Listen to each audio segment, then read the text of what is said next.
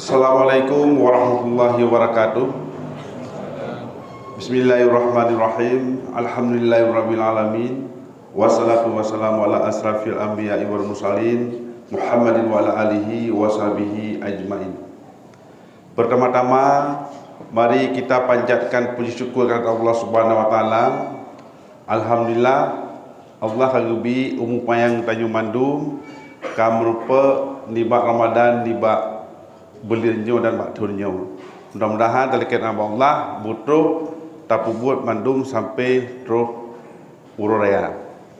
Selawat dan salam mereka dari putra Nabi besar Muhammad sallallahu alaihi wasallam yang kagubah umat dari alam yang hana ilmu pengetahuan ke alam yang penuh dengan ilmu pengetahuan. Yang kami hormati Mandum, para jamaah salat Isya dan Tarawih baik urut agam maupun urinal. Kami panitia masjid mengumumkan perpudum bohai.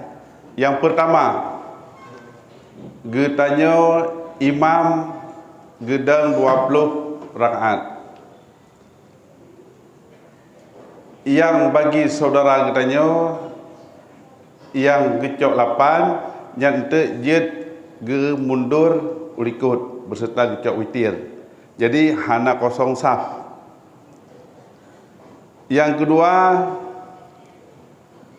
kenyamanan getanya oleh muspika Bapak Camat, Bapak Kapolsek dan Bapak Daramil gebi pengamanan getanya tiap malam na anggota polisi dan anggota TNI untuk gejaga kenyamanan getanya beribadah selama bulan puasa sampai terus urut raya.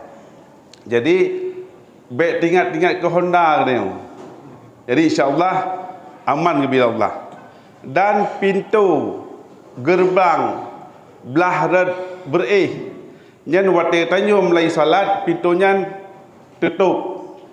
Jadi terbuka saboh belah binih jalan raya.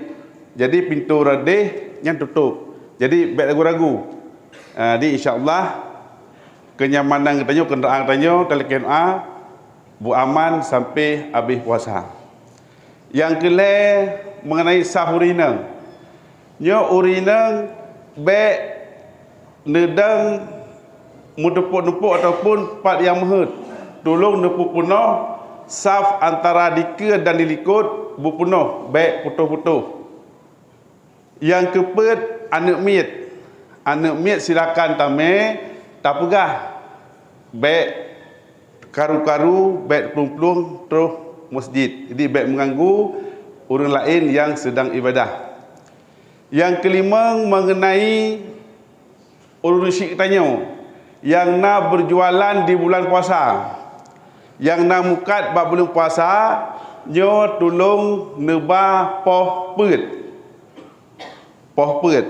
atau leh gebang asar baik nebah poh 12 atau puasa jauh sama-sama untuk terjaga kenyamanan dan kemaslahatan umat Mandum. Jadi lu rasa selaku kamu ketua bangunan masjid ohnan matang pengumuman berpudung boh, mudah-mudahan Allah gebi keberkahan kita Mandum. Dan bacuta bagi rusik kamu yang mungkin hanjik kenang lebih nyo bek nedang timang di ke AC dengan saya bacut. Kadang-kadang na yang hanjik kena lebih nyo bek timang tak nedang. Karena yang diuplin AC hana mungkin. Jadi tanya tak saya bacut. Jadi untuk terjaga saudara yang lain yang ingin butuh kenyamanan. Jadi no matang lebih dan kurang na kekurangan tonjo tak perbaiki untuk tonduka. No matang wabillahi taufiq wal hidayah. Wassalamualaikum warahmatullahi wabarakatuh.